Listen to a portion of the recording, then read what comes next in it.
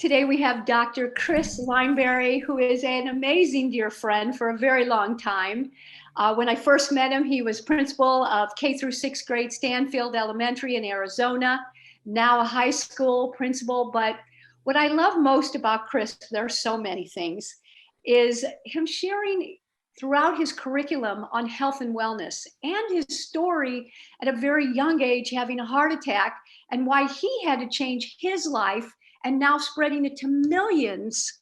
And I'm so blessed he's on our board, Shape Up board, and he just keeps this mission of making the planet a better place. Welcome, Chris. Thank you so much, Jill. Thank you for having me today, and welcome to all of you. My name is Chris Lineberry. I'm the principal at Apache Junction High School, and I'm a board member for Shape Up US, and very excited to be here with you today, and again, grateful to have all of you here with me today and with Jill. I'm going to go ahead and share my screen and get kicked off here. Let's see. Okay, so what you should see is a blank screen right now.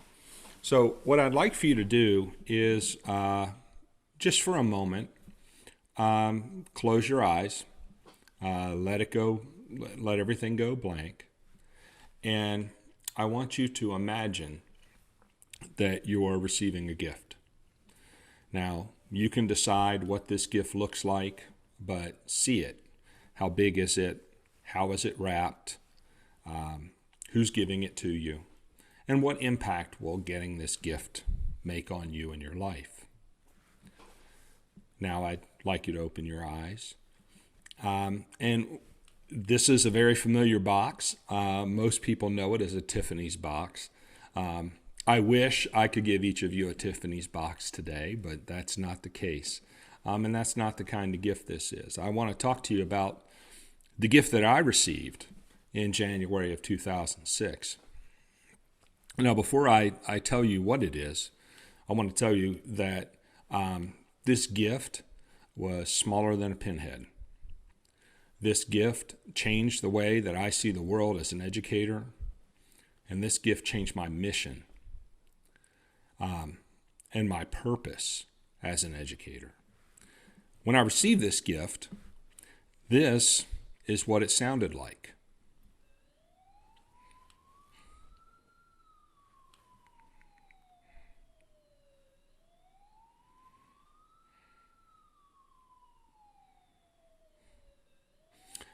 And this is what it felt like.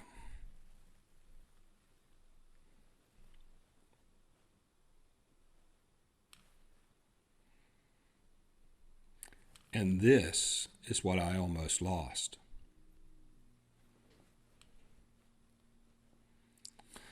I was 36 years old. I was a first-year principal, and my blood pressure was 157 over 109. I was having a heart attack at school. And things changed for me that day, as you can imagine. It changed the way that I viewed my role as an educator. As I said, I don't consider this to be a negative impact on my life or a negative thing that happened to me. In fact, I rather look at this as a tremendous gift because it's given me the passion and the drive to make a positive change in our world and help others to ensure that they don't end up in this same position. So as I said, my name is Chris Lineberry, and I am the principal at Apache Junction High School. I also have my own consulting business, Core Purpose Consulting. The title of this presentation is How to Run the 4-Minute Mile, and we'll get into what that means here by the end of the presentation, but really what we're talking about today is how do we educate the whole child. So I love this quote by Aristotle that the habits we form as children makes no small difference, but all the difference. And as it applies to health and wellness, if we can establish healthy, positive habits and practices in children, we will help them to become healthy adults. This is a quote from, these two researchers are from Harvard and Yale. And 100 years, the first time in 100 years, in a century, the lifespan for children has been declining, and that is due to increases in childhood obesity. This may be the first generation in over a century to not outlive their parents, and that is terrifying. As a father, as you saw, of two small children, that is absolutely terrifying to me. And there's something we can do about it. We can prevent negative things from happening. So I think in order to start that, what we really have to do is we have to get to our purpose. Is our purpose to educate, or is our purpose to school? And I'd like you to think for just a moment about that. Is there a difference between educating and schooling? And what is our purpose in the field of education? Are we here to educate, or are we here to school? And as you think about that, I propose this. There is a difference between educating and schooling.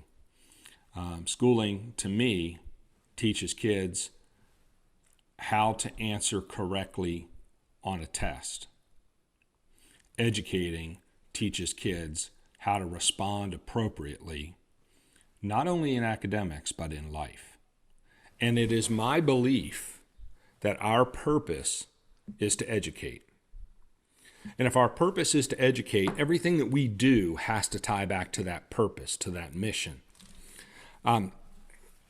I talk with my staff quite frequently about knowing their why. You know, if your why is big enough, then your obstacle will fall. However, if your obstacle is larger than your why, your obstacle will win. The larger the thing that you're facing, the bigger your reason for facing it needs to be. And as parents, as teachers, as educators, principals, community members, I can't think of a bigger why than the future of our children. So as an educator myself, that has become my why. I tell my students, I tell my staff, my why is you. I come to work every day and I work hard because I want to make this world a better place and have a positive impact on every person that I come in contact with and that I have influence over.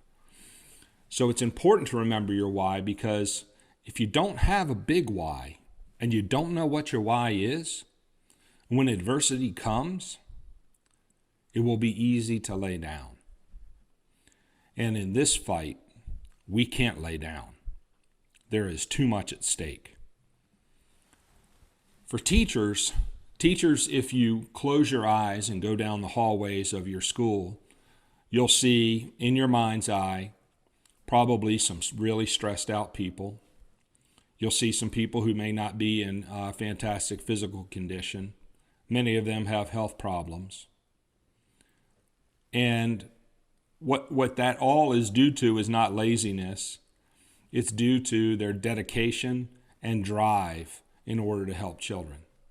But we have to start teaching teachers how to take better care of themselves. Combination of teaching and personal pressure makes stress the number one health problem of teachers.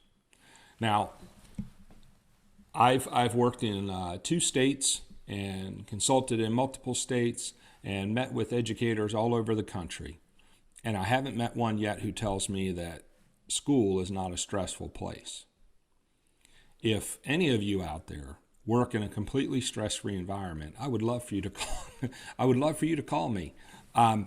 But stress is the number one health problem of teachers, and we can't limit that stress to any extent because much of it is out of our control. But what we can do is mitigate it as much as we can. And once we are involved or in deep in stress, we can find healthy ways in order for us to deal with it, and in order for us to cope, and in order for us to continue to improve our lives. So for kids, if kids are overweight, they're more likely to be overweight as adults. If we can reduce overweight in kids, we can reduce the potential of them becoming overweight as adults. What kids have the advantage over us in as adults is they're still growing.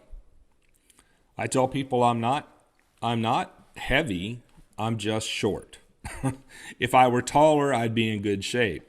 But if we can get kids to, if a child is in the 85th percentile or above, instead of talking to them about losing weight, let's talk with them about making healthy choices. Let's talk with them about improving their diet and physical activity. And then let's allow them to grow into that weight. And kids really have an advantage in that respect.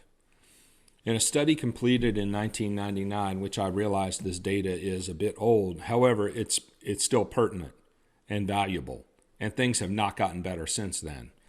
60% of kids aged 5 to 17 had one factor for heart disease, and 25% of them had two. These are children, 5 to 17. The number one demographic or group for increase in obesity amongst children is children ages 2 to 5. 2 to 5. We have to find a better way. This was another Head Start project that was studied out in New York. 38% of the kids had elevated total cholesterol, and 20% had low levels of HDL. HDL is the good cholesterol, and that can be impacted by increasing physical activity. That number goes up. What that says is 21% of these kids have low HDL. Some of that may be genetic. However, a majority of it may be that they're not physically active. So how does physical activity, health and wellness, connect to learning? This is the topic of my dissertation, and it's a topic that I feel really passionately about. We don't have to make a choice. Richard Dufour and Becky Dufour talk in their book,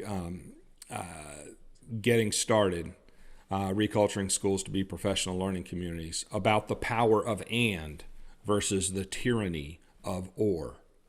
We do not have to choose the tyranny of or when it comes to addressing children as whole people and addressing children's academic needs. So, if this is the brain, and these are the different regions of the brain, these are the different regions of the brain and what each of them, we believe, what their function is. So the cerebellum, often called the birthplace of learning, is where motor patterns and balance are developed. Occipital region is in the back of the head, and that's vision. Parietal region is across the top of the brain, and that's the problem-solving area. The frontal lobe is where library and storage is. Temporal lobe is where we process, and the brain stem is where we go into fight, flight, or flee. So that also controls our heart rate, our breathing, our body temperature, etc. It controls body function. So what we know is that any time we cross the midline of the body, we are increasing blood flow to the brain. We are improving hand-eye coordination, and we're increasing brain alertness. Now, I don't know how many of you have ever been at a wedding and done the electric slide, but the grapevine step in the electric slide is a great example of crossing the midline of the body. Clap for health. Also, as you clap and you move, you are crossing the midline of the body, which enhances learning. There's also lateral movements.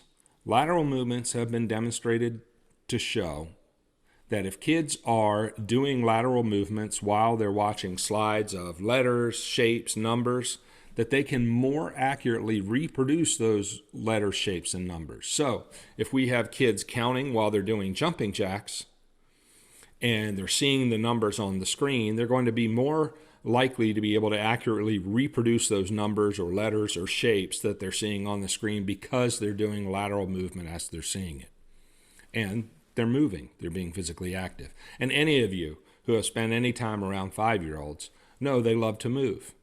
So if we're in a kindergarten class and we can incorporate movement into learning, we're not fighting that battle. The other thing that contributes to to learning is levels of serotonin in the brain. Now, too much serotonin can produce a manic depressive response, and these kids will lock down or shut down during learning. If kids don't have enough serotonin, it can produce a violent and even aggressive behavior. Often looks like ADHD. These kids enjoy chaos because it's where they feel comfortable. There was a study done where they compared Zoloft, which is an antidepressant, exercise and diet, and no treatment, which was the control, in people who exhibited depressive symptoms. What they saw was a statistically significant decrease in depressive symptoms in people who exercised and maintained a diet, people who took Zoloft from the control group. But there really was no difference between the exercise and diet group and the Zoloft group. So exercise and diet are effective ways to balance serotonin without necessarily having to be on medication. And again, that's a decision between every person and their medical provider. I'm certainly not giving medical advice. However, in this study, it was demonstrated to show similar results. Endorphins are kind of our feel-good chemical. And if we get kids up and moving in class and we tell them we all want to stand up and we want to get ready to move, there is a high likelihood there's going to be one who's going to kind of fold their arms and say they don't want to participate. And how, as teachers and educators, do we deal with that? How, as a parent, can I help my child if I'm in that situation? Well, what I have found works very well is if I, as the teacher, am willing to get up and move as well. We create this positive touch, social interaction movement, and a no-fault zone. We can increase endorphins, which are the feel-good chemical, and we can encourage kids to get up and move, and we can create an environment of no blame. You know, this is not about, I'm worried about looking funny. Nobody's going to be looking at you because what they're going to be looking at is me, the teacher, looking silly up in front of the class doing my physical activity. Next is cortisol. And cortisol is a chemical that's a hormone that's released in the body whenever the body is under stress. It blocks the ability to learn. Now, that's a broad statement, so let me clarify a bit. Remember that picture I showed you of the brain and the different regions? What cortisol does, among other things, is it diverts blood flow from the parietal, library storage, and processing areas and sends it to the brain stem or the survival area of the brain. Now, what this does is it allows us to run faster, to lift more, and we get stronger, etc. All these survival responses happen. This worked really well when we were being chased by saber-toothed tigers. We're not being chased by those any longer. Today's saber-toothed tiger for a lot of kids is end-of-grade testing. They get extremely scared and worried and anxious about their ability to do well. At my school, we have kids get up and move prior to testing. Exercise blocks the release of cortisol. If kids are engaged in vigorous physical activity for 15 minutes, it will block the release of cortisol and allow them to do a better job of focusing for the test. Now, if you have kids or if you're a teacher, you all know that whenever kids finish that end of grade test, there's typically something that every educator does. And we do that because we want kids to get the wiggles out. And that thing is to get kids outside and let them play. Let them run around. Let them blow off steam so they can come in and they can focus. Why do we do that after the test? Why don't we do that prior to the test? We make announcements in the morning about, in the afternoons about kids, make sure you get plenty of sleep tonight. Make sure you eat a good breakfast. We have to do well on the test. Folks, we have to do well every day. And if this is really about health and wellness, we ought to be encouraging that kind of behavior on a daily basis and teaching kids and parents the benefits of doing those things. So there was a study done in Texas back in 2009 on 2.4 million kids. And what they found when they did this study, and they took away the influence of socioeconomic status, what they found was that 78% of fourth graders were found to be in a healthy fitness zone for cardiovascular fitness. That same study, they found 20% of high school seniors were found to be cardiovascularly fit. This is a bigger question than I think one might realize on the surface. First of all, that's a decrease of almost 60% of kids being physically fit. Second of all, if we were to go to war, who would be drafted? That group of 18-year-olds, 80% of whom are not cardiovascularly fit. This is an issue. And if they're not cardiovascularly fit, if they have unhealthy BMI as children, they are more likely to do so as adults. Type 2 diabetes can decrease life expectancy by up to 15 to 25 years. That's a significant decrease in lifespan. And we can prevent it by encouraging physical activity, health and wellness, and movement in our schools. So here's the other interesting piece about the Texas study. What they did was they took each of the districts and they labeled them with high achieving, meeting, approaching, or falling far below kind of status, not only for testing, but also for cardiovascular fitness.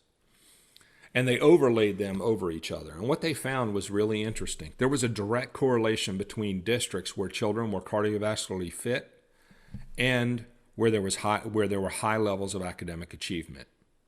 There was a direct correlation between districts that had poor cardiovascular fitness and districts that had poor academic achievement. There was an increase in school attendance, or school attendance was higher in schools where there was strong cardiovascular fitness, and there was a decrease in discipline and school incidents. There was an inverse relationship there. The more healthy kids were, the fewer school incidents there were. And this study was done by the Cooper Institute out of Texas back in, as I said, 2009. 2.44 million kids. So what is it that I've been able to do as an educator? Now, as I said, in 2006, I had a heart attack at school. It scared me. It scared my staff because at the time I was a younger man and I was younger than a lot of my staff members. So we made some changes. We found that when we looked at survey data from our local hospital that was coming in and doing BMI checks, that I had 44% of my fourth grade kids above the 85th percentile in BMI.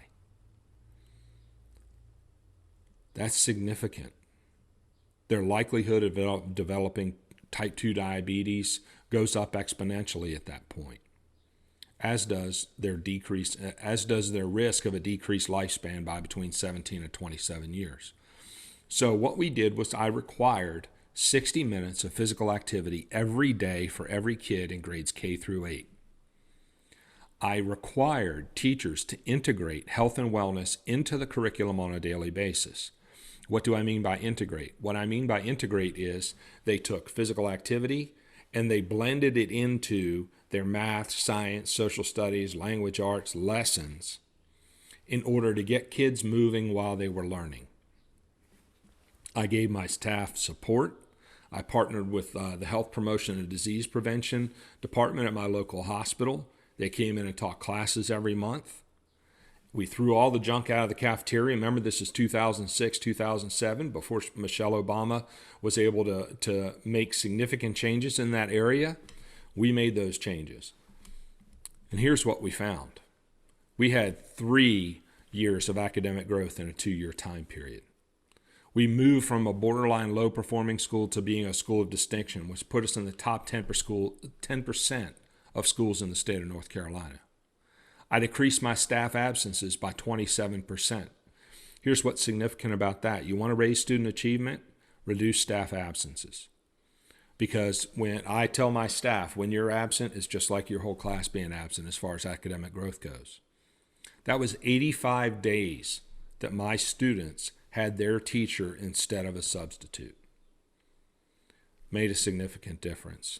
We decreased the BMI of students on every grade level, and we decreased the cholesterol, the lipids, and the weight of participating staff members. When I came here to Arizona, I wanted to implement similar changes. I required 45 minutes of physical activity every day. I required them to integrate weekly. We improved the cafeteria options, and we worked hard to change the culture to one of a culture that focused on the needs of the whole child. In the first year, we moved from a borderline low-performing school to a performing plus school. In the first 2 years. We decreased staff turnover from 65% to 12%. We improved parental and family involvement, and we won a $75,000 grant. I then went to Stanfield Elementary School in 2013. Stanfield, for those who don't know, and most don't, was the home of John Wayne. It's also very rural. It's about 5 miles north of the Tohono O'odham Indian Reservation, and it is listed as one of the poorest zip codes in America, as well as a zip code whenever they did the study back in 2015-16 on stress based on zip code, we were in the top 10. 20% Native American population, 75% Hispanic population, and 5% everything else. And over 96% of our students qualify for free and reduced lunch. We were a poor area. I required 30 minutes of physical activity every day. So they got recess every day for 30 minutes. Typically 15 minutes in the morning, 15 minutes at lunch. And then, the lunch recess was built in. So 15 minutes in the morning, 15 minutes in the afternoon of that 30 minutes, in addition to 15 minutes for lunch recess every day. All kids in grades K through 5 had PE at least 4 times a week, and all kids 6th through 8th grade had PE every day of the week. We improved the offerings in our cafeteria. We became the first school in Arizona to ever win the Gold with Distinction Award from the USDA's Healthy U.S. Schools Challenge Criteria. We won it twice, actually. We won the American School Health Association Whole School, Whole Child, Whole Community School of the Year in 2019. We won a $100,000 fitness center from the National Foundation of Governors Fitness Councils. We moved our school out of improvement status, which is a huge, huge achievement. So our school was one of those schools where we were very low performing academically. And there were many times where, as a principal of a school where academics has been struggling, and they had been struggling for years prior to my arrival, in order for us to make that change, there's a lot of pressure. That being said, I also know my why. I also know the research, and I refuse to compromise my why for a test score. There's a great quote from Jim Collins in Good to Great. He says, "Blood and marrow are essential to human life, but they're not the purpose of it." And what I would say to you in this context is testing and accountability are essential to education, but they are not the purpose of it. We have to continue to connect to our purpose. And I believe that if we continue to connect to that purpose and we focus on the process and we are not so outcome oriented, but we are more input oriented, then we will see positive results. And we did at Stanfield. We also received a grant to build a health facility on our campus. And this campus, although our student body was 400 students, our district covered 800 square miles. So the challenges that Stanfield faced, I do not believe are any greater than anywhere else in our country. From a poverty perspective, many of my students did not have running water or electricity in their homes. And we were able to turn it around academically as well as improve the health and wellness of our kids and of our community. And I'm really proud of the work that we did there. And we are certainly not the only ones. There are many schools across our country who have done wonderful things. So how do we do it? One of the things that I kind of made a priority was being able to give teachers flexible scheduling. So an easy thing to do was to change the lunch and recess times, to put recess prior to lunch. There have been research studies that demonstrate that there's decrease in throwaway, and there's an increase in kids finishing their food if you put recess first.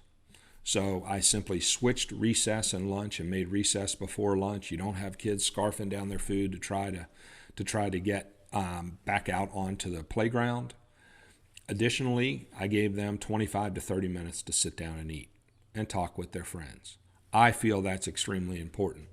School is not only about academics. There's a lot of an unwritten curriculum that gets covered in schools that deals with social interaction and having an opportunity to decompress and eat lunch and sit with your teacher and talk with your teacher and talk with your friends, I feel is extremely important for children. I made PE a priority. In Arizona, we have faced horrific budget cuts in the field of education. And as my superintendent and I face those challenges, and I'm very grateful for this, she and our governing board made PE a priority because they believed in the mission of improving the lives of every child that we came in contact with and every family that we came in contact with. And we do that not only through academics, but also by giving them the tools and the skills that they're going to need so that one day they can be successful. When it came to food service, there's a lot of lingo here, but the RFP for the FSMC is the request for proposals for the food service management company. Now, what often happens is they come in and they tell us as a school district what they're going to give us. We flip that on them. We told them this is what we want, and if you can't give it to us, we're not interested in talking with you. So we required the goal with distinction standard of meal providing, nutrition at our school, and it made a difference. And there were some companies who still applied even without meeting that criteria because they did not think that we would hold our ground. And again, grateful for the vision and the strength of my superintendent and our board to hold out and to make sure that we have kids' needs first. Let me talk about school lunch and nutrition for just one moment. Here's what I think is really interesting, and I think it's a point to ask school leadership in your community. And that is, if a child is coming into a classroom, is it acceptable for them to get the bare minimum to meet requirements? And most educators will say, well, we're going to make sure we meet the requirement, but that's the floor, not the ceiling. We want to make sure that we reach higher, that we push every kid to achieve their fullest potential. And then ask about the criteria they have for school lunch. Does it meet that same criteria? Are we more concerned about the information we're giving kids in their brain than we are about the nutrition we're giving to their bodies? As we've been through this pandemic, we've seen that school health and nutrition has played a huge role in keeping kids fed and keeping kids healthy. And a recent study just released said that the best meal kids get, the most nutritious meal kids get a day, in many instances, is the one that they receive at school. The last thing that I will say is brain breaks. Giving those breaks for kids to get up and get the wiggles out. We also did mindfulness and meditation every morning at our school in order to get kids focused and help them get on track. We used the hip hop healthy heart program to get kids excited about physical activity and movement and learning. And our culture shifted. This is not a one thing, kind of a one part initiative. This is one that has a lot of arms that reach out. And as those arms reach out and connect, what you're really doing is building a culture of focusing on the whole child. So now at Apache Junction High School, I've only been there, this is my second year, and due to COVID, I have not had the opportunity to complete a full year in person. Last year I got 3/4 of a year, and this year it looks like I'm going to get 1/4 of a year in person. However, some changes that we've made, we've required health for every student in order to be able to graduate. We started a SWAT program, which is our Student Wellness Advocacy Team. And the purpose of that group is to help us find ways to promote health and wellness on our campus. We've partnered with our Parks and Rec. They come over. They provide activities for kids to do at lunch. We've had basketball tournaments. We've had kickball tournaments. We've had Zumba in the quad area. It's really made a big difference on our campus, and kids get excited about it, and they're excited to be a part of the solution. I really believe that as school leaders, it's important, especially at the high school level, that we involve kids in the process of improving health and wellness on our campus, because they have a lot to say and a lot to offer, and it's their school too. We were able to implement healthy vending on our campus. We won the Riding for Focus grant, which gave us 35 mountain bikes. So now we can incorporate mountain biking into our PE curriculum, and we share that with the junior high school. So they're also able to integrate that into their PE curriculum. And our student council, in conjunction with SWAT, created a Zen room for mindfulness, meditation, and cool down. If we have kids who are in crisis, we have a counselor on our staff who is a clinician. Kids are able to recenter, get themselves together, and then come back out and be able to talk with either admin or with their counselor. Mental health is extremely important. Certainly it's not the focus of this, but if we're going to look at the whole child, it's really important, especially with the pandemic, that we are focusing on the needs of the whole child, and that includes their social emotional learning. So I titled this The 4-Minute Mile. And the reason I titled it that is because in 1954, it was considered to be medically impossible to run a mile in less than 4 minutes. If you did it, you would die. In 1955, Roger Bannister broke the 4-minute mark. In fact, he collapsed afterwards, and when he opened his eyes and the nurse was standing over him, he asked her if she was an angel, because they had told him he would die if he did it. He ran the mile in 3 minutes and 59 seconds. Now, by the end of 1957, 16 other people had broken the mark. Those 16 other people running the mile didn't get easier. Running the mile in under 4 minutes became possible.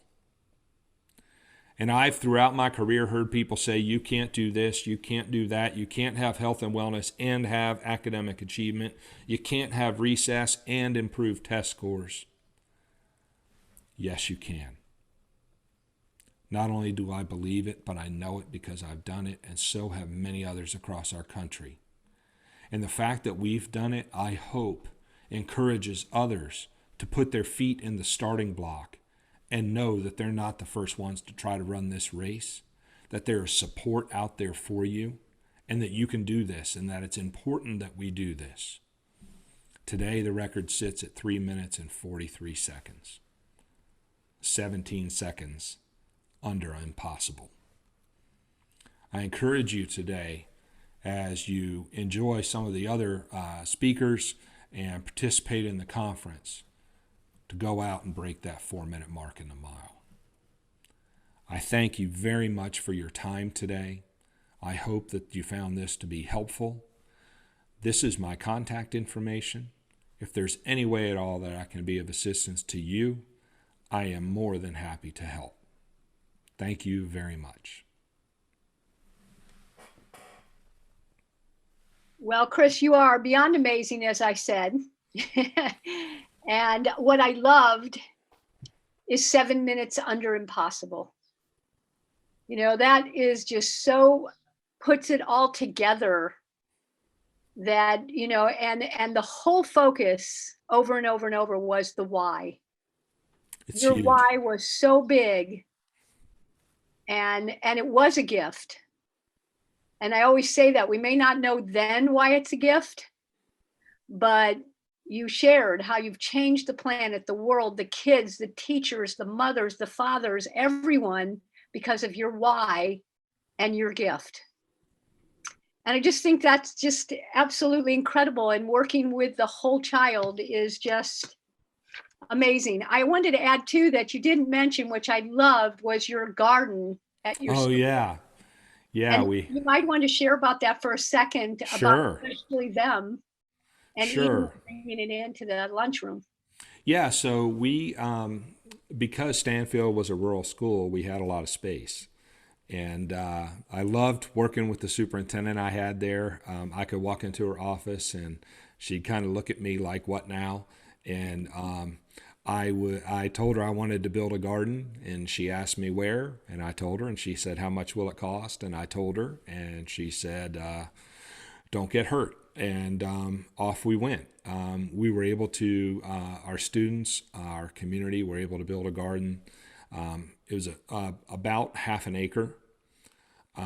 We had 22 rows of plants. We planted everything from corn to lemon, cucumbers, watermelon, English cucumbers, which oftentimes came out the size of my arm.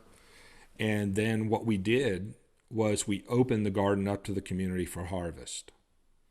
And we were able to feed 40 or 50 families in our community vegetables for a pretty good amount of time based on the harvest that they took out of our school garden. And the kids are the ones who tended it. The kids are the ones who took care of it. And it was a great learning experience for them because we were teaching them sustainability as well as the importance of a balanced diet and proper nutrition. And just so they know, what was so cool was because you went and said, what does it cost? You went out and got grants. You went out and got the community. I did. I did. It really cost us a couple of $100 because all we really needed to pay for was the irrigation. So your why stuck so strong, and the how just came into that whole picture. Well, if your why is big enough, the how will show up. Absolutely. You know, the story I love about the importance of the why is the story of Buster Douglas. Buster Douglas was a boxer, and he had the opportunity to fight Mike Tyson. And he and his mom, he told his mama he was going to knock Mike Tyson out. And his mom repeatedly said, "My baby's going to knock Mike Tyson out." Well, a week before the fight, Buster Douglas's mother passed away. And he had a decision he had to make. Do I move forward with this previous commitment, or do I take the time to grieve for my mom? And he ended up making the decision to move forward with the fight. Now, Mike Tyson back then was very, very dangerous in the ring.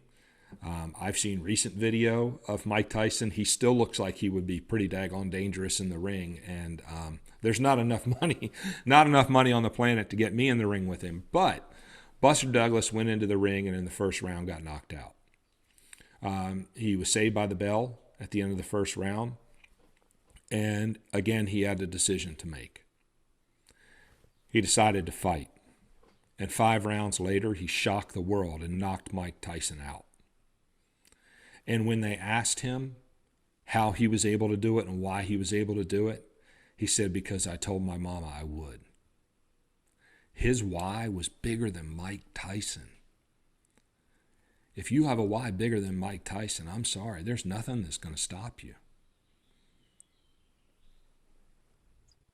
I love it. I love it. His why and his word. And that's another way important part of education is your word. Absolutely. And he made that to his mom. He's made his word to himself. That's more important. Yep. And but phenomenal. Well, I am so blessed for you. and grateful for your time. And we will be opening up for questioning. Thank you so much, Jill. I appreciate you allowing me to be here and the opportunity to share my experience.